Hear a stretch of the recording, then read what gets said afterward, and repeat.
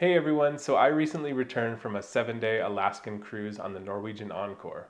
It was my second cruise on Norwegian, but the first time I've ever stayed in the Haven. It took place in September 2021, so it was late in the Alaskan cruise season, but it was one of the first sailings Norwegian offered since the pandemic shutdown. So what was it like? Was it a good time to cruise? What's changed? Well, let's talk about it.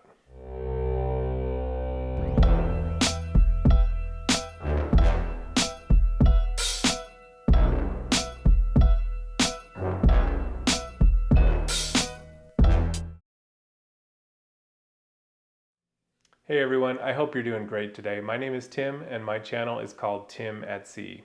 I'm an avid cruiser. I usually cruise solo, and my goal with this channel is to just provide some useful tips, tricks, and other information that will hopefully help you make the most of your cruise vacations. So this cruise on the Encore was my first cruise since the pandemic shutdown, and I was really excited to be cruising again. The last time I cruised actually was also on the Encore. It was their inaugural transatlantic back in October 2019. So I was pretty familiar with the ship. It was my first time staying in the Haven though, so I'm pretty excited to share my experiences with you. I actually used Norwegian's Upgrade Advantage program to put in a bid to upgrade my originally booked club balcony suite over to a Haven cabin. So I was able to get that at a pretty good rate. So I'm going to talk a little bit about that later in the video and how you might be able to save a little money on your next Norwegian cruise by doing that same thing. So this video is basically just going to act as my review of this particular sailing, Norwegian in general, and also the Encore ship itself. So I'm going to talk about what's different about cruising now, specifically on Norwegian. I'm going to talk about my cabin. I'm going to talk about the Haven experience. I'm going to talk about entertainment, food, activities, shore excursions, basically provide a full review of my sailing that will hopefully help you if you are considering planning a Norwegian cruise. I'm also going to talk about what was great on this cruise, what was not so great, and just give an honest assessment of what I thought of Norwegian in general and specifically the Encore. So with all that said, let's go ahead and jump right in. So every cruise, of course, begins with the embarkation process. And in this case, obviously things are a little bit different with the COVID pandemic. This cruise was 100% vaccinated, so they did not allow children under the age of 12 who are not eligible for vaccination to board. So it was all adults and they were all vaccinated. So the first thing that we needed to do once I dropped off my luggage with the porters was to go ahead and take a COVID test. Once I showed my paperwork at the door, I was sent up to a special room where they had a bunch of cordoned off areas and nurses were administering COVID tests to passengers. It was a really quick process. I didn't have to wait at all. And I just basically sat down, I got the common nasal swab test, and I was out the door in 5 minutes. From there, I was sent to like a conference room where they had a bunch of chairs set up and a large projector screen where numbers were flashing and things were calling. It was like a glorified bingo game. So you just sat there and you waited for your number to be called, and then you were able to proceed. I believe it took about 30 minutes, maybe 15 to 30 minutes for my number to be called, and then I was sent to a separate area where I was approved for check-in and given a special bracelet. So obviously my test was negative and I was allowed on the ship. From there, they had two separate check-in areas, one for the Haven and one for the rest of the guests. And obviously being in the Haven, I was sent to the Haven lounge area where the check-in line was non-existent, and I walked right up and I got my key card, and then I sat down in a nice lounge with nice chairs, and they had food and hors d'oeuvres, and we basically just waited there until the concierge arrived to take us on the ship. It was about 9:30 or so in the morning when I checked in, so I figured it'd probably be a little bit before I was allowed on the ship, and sure enough, I sat in this lounge for about an hour, and then the concierge came, introduced himself, and took us onto the ship. So being that it was about 10:30 in the morning, I was probably one of the first 50 or so people on the ship. It was really smooth, really nice to be one of the first people on, and the experience was just as seamless as it could possibly be. The concierge took us directly through the beautiful Haven courtyard, so I got my first glimpse of that, right into the Haven lounge, which is a lounge obviously only for Haven guests. It was pretty well appointed with 2 stories, and they also had food out.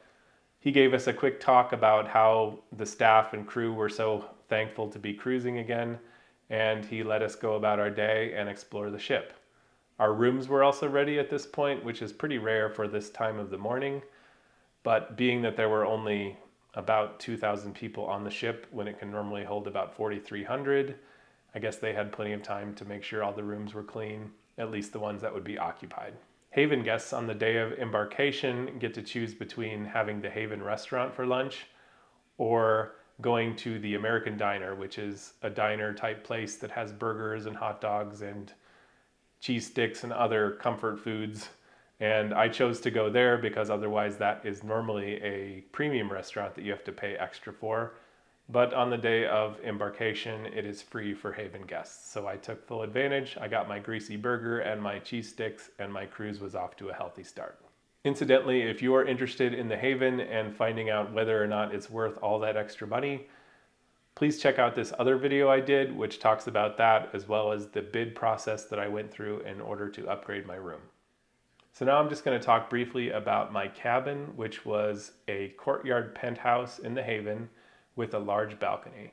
This room was nicely appointed with upgraded furniture, a little sitting area with a table, and a really nice bathroom. I've got a whole tour of the cabin on my channel. If you want to take a look at that, I'll put the link above. It's definitely a step up from a club balcony suite in terms of size, maybe a little bit bigger. I wouldn't say it's much bigger at all. The bed was a little bit bigger, I believe. The bathroom was probably the star of the show. It had a rainhead shower and body jets, a dual sink, and it was just really large and really luxurious. The shower in the bathroom was especially nice that I could fit under it. Being 6'2", a lot of times showers on cruise ships are kind of a ducking experience because they're just not tall enough for me. The balcony itself was probably 2 to 2.5 times the depth of a standard balcony. So that was nice. I was able to put a couple of those lay down type armchairs out there, and there was enough room for me to lay down even though I'm 6'2". And so I certainly have no complaints about the room. Haven rooms, I believe, also have the Keurig coffee makers / tea makers and espresso machines. I don't really drink those types of drinks, so I didn't make good use of it, but I know that's important to some people, and it was definitely there and available. Staying in the Haven also gets you your own butler, so someone you can call to make any food requests that you might have. They bring snacks and little treats for you throughout the day and leave them in your cabin.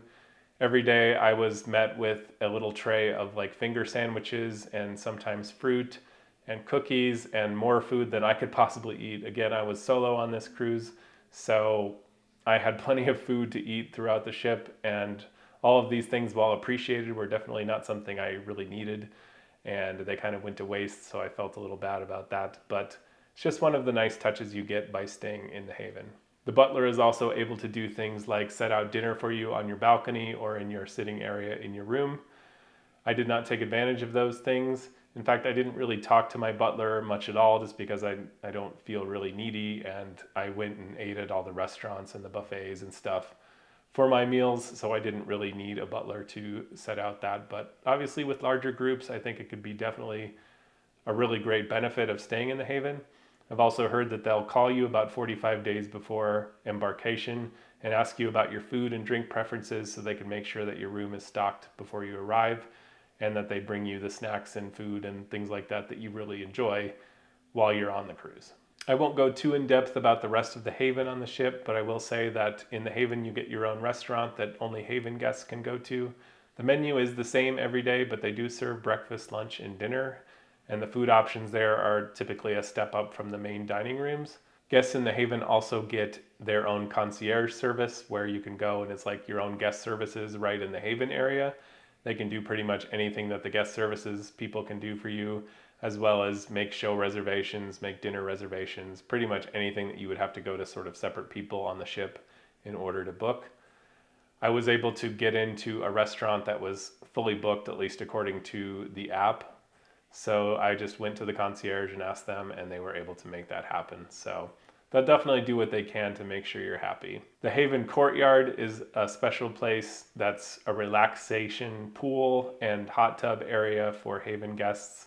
It's got some really cushy, nice armchairs there, a beautiful pool with water features, and a hot tub.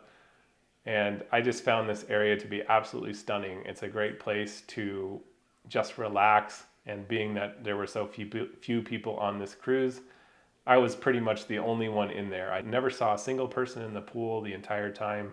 The hot tub almost never had anybody in it, so I could pretty much go and sit in there whenever I wanted. I could see this being a really great place for more crowded sailings to just get some R&R and some peace and quiet. It's just a really beautiful location. You also have your own sun deck that only Haven guests can access, again with these nice lounge chairs and a couple of hot tubs. There was a smoking area up next to one of the hot tubs. That was a little bit of a put off, but other than that, I have nothing but great things to say about the Haven sun deck and all the private spaces that you get by staying in the Haven. So now we'll move on to just some of the more common spaces on the ship that everybody else has access to, not just the Haven guests. In terms of food options on the Encore, there was so many to choose from. Pretty much any palette that you could think of, they have a restaurant that would accommodate you. There are 3 different main dining rooms that are included with your cruise fare. They are Savor, Taste, and the Manhattan Room. All 3 of them have the same menus on a day-to-day basis, but obviously the food options on the menus rotate. They also have some sort of staple items that maintain throughout the cruise, so you could have those every night if you wanted to. And they're typically more meat and potatoes type dinners that, lots of people will enjoy. Then they have the rotating menus that change every day. In terms of specialty dining, Norwegian has a lot of choices on the Encore. There are 8 different specialty restaurants. They include Ocean Blue, which is a seafood restaurant, Onda by Scarpetta, which is an Italian restaurant, Cagney's, the steakhouse, Food Republic, which kind of has a fusion between some Mexican dishes and some Asian favorites, Teppanyaki, which is like a Benihana type Japanese steakhouse where they cook the food right in front of you and put on like a big show. It's really great for kids and adults alike. Los Lobos is a Mexican restaurant. I already mentioned the American Diner, which is a place where you can go and get a burger, some fries, cheese sticks, apple pie, just American food in general. They also have Le Bistro, which is a French restaurant, and Texas Smokehouse, which has barbecue favorites and live music on a lot of nights. So they really do a good job on Norwegian of running the gamut as far as any kind of food that you could be looking for. Chances are you can find it on the ship. My favorites were definitely Onda by Scarpetta, which is the Italian restaurant. They had this special pizza that was just out of this world. Like, I'd never had it. We didn't even order it. They just suggested it, and since, when you order the specialty restaurant, they basically give you the choice of the menu. They really suggested that we try this pizza as sort of like an appetizer, and everybody at the table just thought it was amazing. So I would definitely try out Onda if you like Italian food. It was really well done. Cagney's is also great. We went there for steak, and they really do steak right, of course. I'm a big steak and potatoes guy, and they really hit the ball out of the park with that one. Teppanyaki is always a really fun time. My kids and I really enjoy Benihana, which is a Japanese restaurant where they cook the food right in front of you. And this was very similar to that, where the chef puts on a show and tells jokes and sprays you with rice and things like that, and it's just a really fun experience even for adults. I tried Food Republic for the first time on this cruise. I had some Thai noodles, pad Thai. I know, kind of an Americanized dish for those people that like authentic Thai food, but hey, I like it. And it was really good, so I would definitely recommend giving them a try if you're looking for some Asian cuisine. And we also had Ocean Blue, which is, I think, a really good seafood restaurant. I don't eat a lot of seafood generally, but they also have steaks and other things. And the steaks were really well made, and the ambiance was great. So I really have no complaints about the dining in the specialty restaurants. Every single one I had was delicious, and I thought it was worth the money. They're really liberal with how much food you can get. You can order multiple things from the menu, multiple appetizers, multiple desserts, multiple salads if you want to, so you can really try everything out if you want to, all at the one price that you pay. So I think it's a good value, and the food is definitely a step up from the main dining room. As for other food that you can get on the ship that's complimentary, they have the Garden Cafe, which is their buffet. I thought the Garden Cafe was decent. It wasn't anything super special as far as their food. They had a lot of variety, and there were a lot of different choices depending on the day. One thing I should mention is that all the buffet items are still self-serve on Norwegian. So if you're sort of a germaphobe or worried about touching the tongs that other people have touched, then this might be something that turns you off. I was recently on a celebrity cruise where they actually served you at the buffet, so just something to think about. And finally, there's a small restaurant on deck 7, I believe, midship, called The Local, that serves things like burgers and fish and chips, and they have chicken wings and pretzel bites and things like that. And I thought the food there was pretty mediocre, actually. They also have breakfast, and it was just kind of dry and uninspired in my opinion. But again, it's free, it's included with your fare. You can go there pretty much anytime. There's a bar right nearby.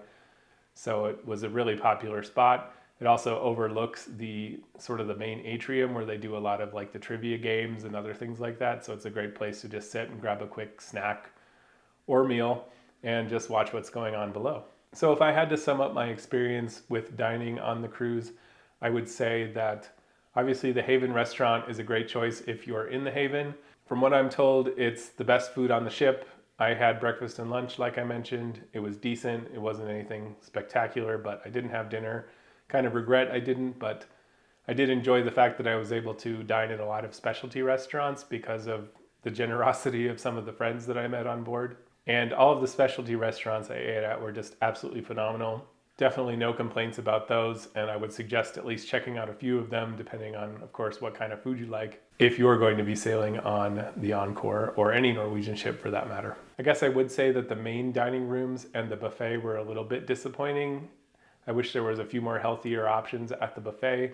The main dining room, I only ate there for one dinner, and it wasn't anything special, and I felt really rushed, and it was really loud in there. I'm not too picky about my food, honestly. But you know, once you've been to some of those specialty restaurants, it's hard to go back to the more standard fare. I should probably mention that I'm not really much of a drinker, so I didn't really go to the bars too much. I did have my share of virgin pina coladas. I got the soda, enhanced soda package, I believe it was called, where you get all the frozen mocktails and other drinks like that. So I enjoyed some of those, but I can't really speak to service at the bars or like which bar was best or anything like that, so I apologize, but there's probably other videos out there that can help answer those questions for you. So now let's talk a little bit about the entertainment that was on board the Encore. For my sailing, unfortunately, the main stage shows were not running during this voyage, so I wasn't able to see Choir of Man or Kinky Boots, which are both shows that I really wanted to see. They normally also have an extra paid show that you can go see called Happy Hour Prohibition, the musical, which they didn't have running on this cruise either. But that's the way it goes in this era. Otherwise, they had comedians on board who did shows both sort of risque and not risque, I guess. They also had a lot of live music events that you could take in throughout the ship. Comedians, as I mentioned, DJs and parties and that sort of thing. They also had this great Beatles cover band, and they were phenomenal. I really enjoyed them as being kind of a fan of the Beatles. I did enjoy their shows, and I thought they did a wonderful job. They had two different shows, the early years of the Beatles, and then they had the later years, so they played different songs, and they were dressed like them with the different lighting and costumes, and it was just really well done. In terms of activities and other things to do on the cruise, I think Norwegian does a really good job of sort of catering to all age groups with some of the things they have. Of course, they have a lot of lectures and naturalists speaking about the Alaskan scenery and habitat and that sort of thing, since it was an Alaskan cruise. They also had a lot of classes for, quilting and cooking and things like that. A lot of trivia games. There was some bingo where some people won some free cruises. And then they have a lot of things that maybe you might think are more geared towards kids, but I think adults or young adults at heart, at least, people more like me will enjoy them too. They have a racetrack at sea called the Encore Speedway. This was first introduced back on the Norwegian Bliss, but it's a really fun go-kart track where the cars go pretty fast, and it does cost extra, but it's tons of fun. I would definitely suggest checking it out if you're on the Encore. There's an aqua park, including an area that's more for like littler kids that obviously wasn't of much use on this cruise, but there was also a few water slides, including a tube slide and a slide that went off the edge of the ship that has kind of a cool perspective. It was pretty cold on this voyage, being late season in Alaska, so only a few brave souls went on those, but it does look like a lot of fun. There's also a laser tag arena on this ship, which I didn't do on this voyage, but I actually did on the transatlantic crossing, and it was a lot of fun. Like, it was some of the best laser tag I've ever played. It was a really well thought out course. Everything was really up to date, and definitely a blast if you enjoy that sort of thing. A place off the beaten path on deck 17 is called the Galaxy Pavilion, and they have all kinds of like 3D simulators in there for roller coasters and race tracks and that sort of thing. I never saw too many people in there, but it's a really cool space for simulations and that kind of thing. Again, it's extra. It's not included in the cruise fare, but certainly something worth checking out. The casino on the Encore is actually one of the better casinos I've seen at sea. It's nice because they have a separate smoking area that's sort of segregated from the rest of the casino. So for those people that choose to smoke, they've got that private area that's closed off that they can go to. And there's also non-smoking areas of the casino that you can visit if you don't smoke. I think that's kind of a good way to do it, because on some cruise ships I've been on, the smoking is allowed anywhere in the casino, or they open up hours where you can smoke in there.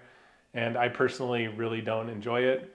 So having the separate areas I think is really smart. It's actually a really large casino. They have a good selection of table games, roulette, blackjack, ultimate Texas Hold'em, that sort of thing. 3-card poker, I believe, baccarat.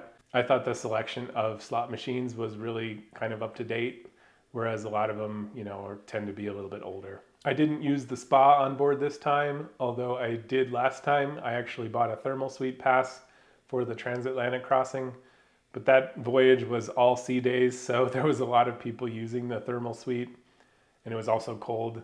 But the thermal suite is beautiful on the Encore. It has its own little pool and hot tub area, as well as lots of those heated lounge chairs and that sort of thing. It was really crowded on my last sailing, but on this one I was told at least that there was no problem getting a chair, and it's just a really nice place to relax if you wish to pay for this thermal pass. Or if you book a spa class stateroom, you also get full access to that. In general, as I mentioned, I think Norwegian just does a really nice job with the entertainment on board the ship. You've got the main stage shows that are usually running. You've got comedians, you've got live music in a lot of venues. You've got activities that kids would enjoy, but also adults will enjoy.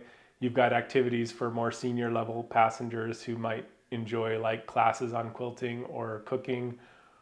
You've got trivia, you've got bingo. There's just a lot to do on the ship, and I was really impressed with how much there was to do, especially considering, how few people were sailing and with all the pandemic stuff going on. One thing that Norwegian is really known for is called freestyle cruising, where they do not have formal nights. They don't have set times to eat dinner. You can basically show up at any of the main restaurants whenever you want to eat. You don't have to make reservations except for at the specialty dining restaurants.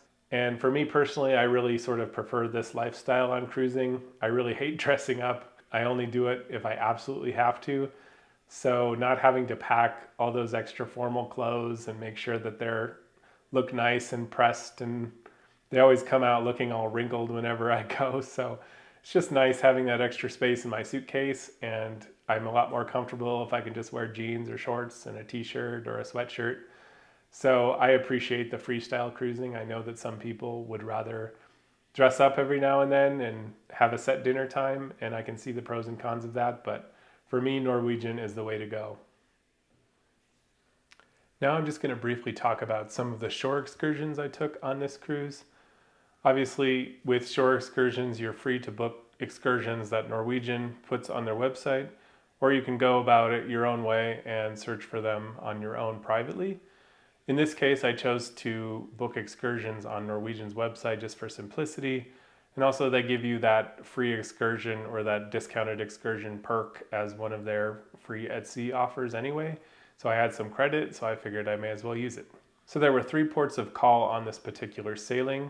Icy Strait Point in Alaska was the first, followed by Juneau, and then Ketchikan.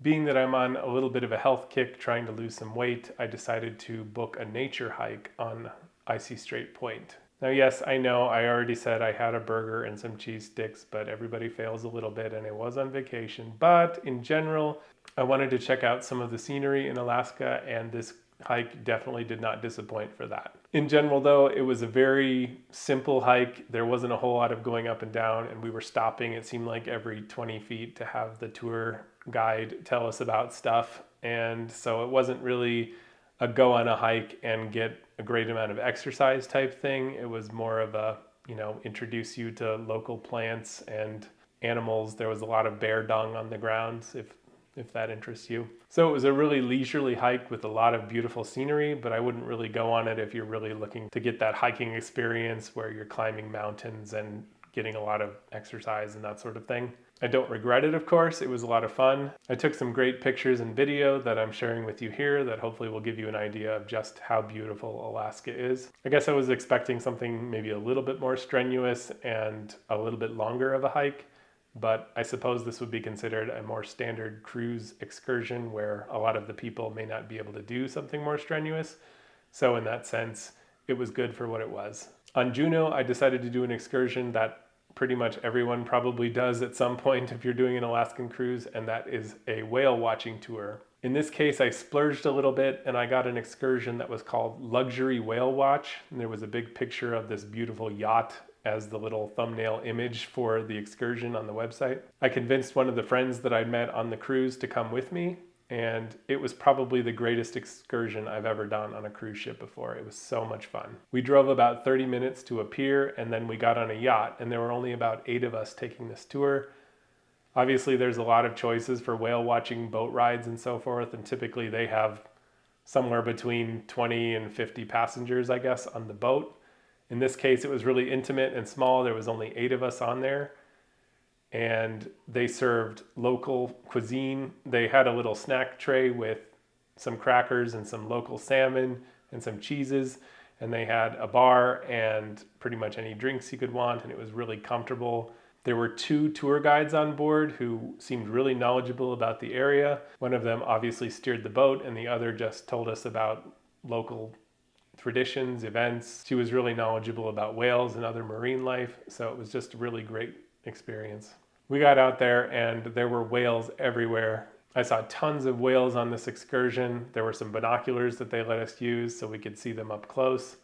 I got a lot of great pictures and video, and it was just a really comfortable, relaxing, but enjoyable excursion. At one point toward the end, we got kind of close to this sort of island that was out there, and there was this group of probably 100 to 200 sea otters who were jumping around and wailing and making noise. Apparently some orca whales were there trying to attack them and eat them, and they were defending their ground and jumping up and down. It was just quite a surreal experience. I'd never seen anything like that. Unfortunately, we were pretty far away, but with the binoculars, I was able to see quite a show there, so that was pretty exciting. So again, this excursion was called Luxury Whale Watch with a picture of a yacht, and it was probably about $100 to $150 more than some of the other boat whale watching excursions out there. But in my opinion, it was just really well worth the additional money, being that it was so intimate, it was so comfortable, and you don't have to be crawling over hundreds of people to look at the whales. It was just a really great experience that I would highly suggest. So in Ketchikan, I actually didn't get off the ship. Most of the excursions they offered were more whale watching or lumberjack shows, salmon fishing, that sort of thing, which just aren't really my cup of tea. So I decided to make that an extra sea day and just stay on the ship and enjoy the solitude, the Haven Sun Deck, and just look around at the scenery. I've been to Ketchikan before, so I just decided that I was going to stay in for this one. Incidentally, if you decide to stay on the ship during some of the port days, you can really enjoy some of the amenities of the ship with a lot fewer people there. So I tend to try to do that when I can. Finally, though it wasn't a port per se, there was scenic cruising through Glacier Bay, which is one of the highlights, obviously, of sailing to Alaska. We had fabulous weather for this cruise, and you can't really predict that, especially this time of year, late in the cruising season for Alaska. But I couldn't have asked for better weather on this cruise. Cruising through Glacier Bay was an absolutely stunning experience. You can see the glaciers, there's big chunks of ice just floating around all throughout the water. You've got wildlife, you've got mountains. So secluded, so beautiful. I particularly enjoyed having the Haven Lounge and the observation areas, as well as the sun deck to enjoy this, just because there was just fewer people around. And again, I didn't have to fight over people's heads to see the scenery and try to find a space in a crowded group. There just weren't that many people up there.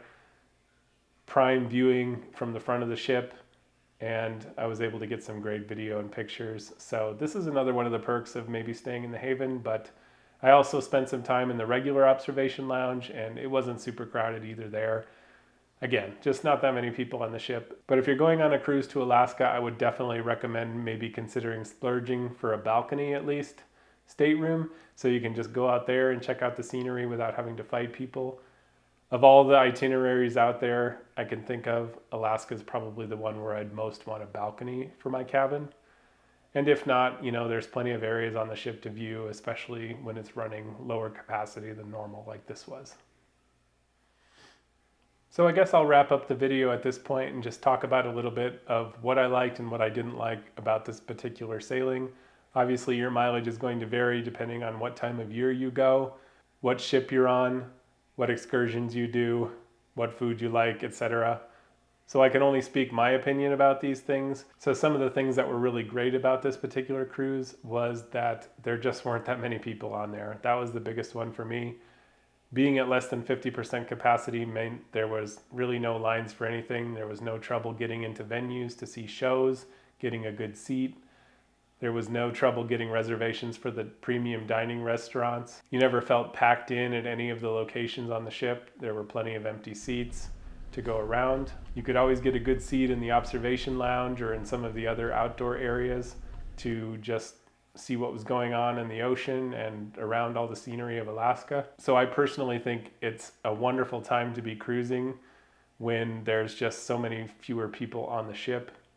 I felt like Norwegian did a really fabulous job with their service, considering everything that's going on in the crew. There were no cases of COVID on the ship, at least as far as we know. And usually they sort of announce that, so I would have assumed that they would have. There were people around making sure that everything was clean and sanitary at all times.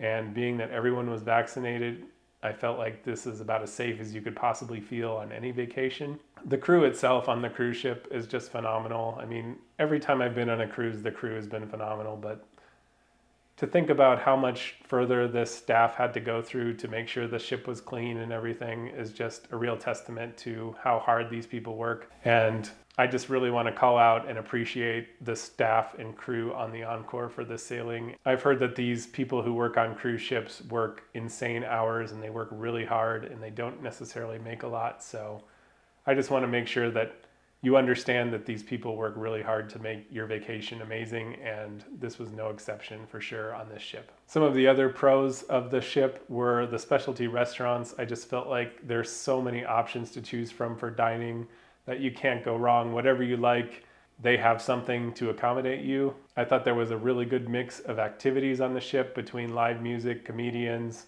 Even without the main stage shows running, I felt like there was plenty to do.